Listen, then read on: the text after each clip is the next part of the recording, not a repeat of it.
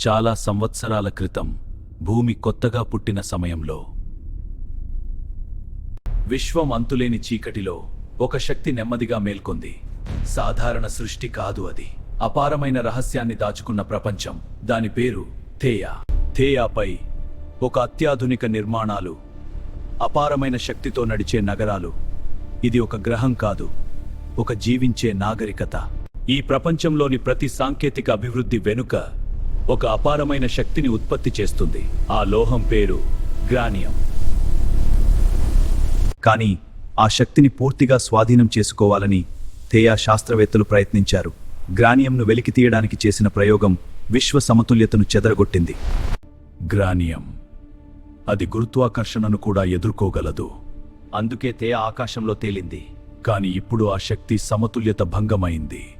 థేయా నాశనం తర్వాత గ్రానియం యొక్క 7 ఖండాలు భూమి వైపు ప్రయాణించాయి. భూమి అంతర్భాగాల్లో శాశ్వతంగా నిక్షిప్తమయ్యాయి.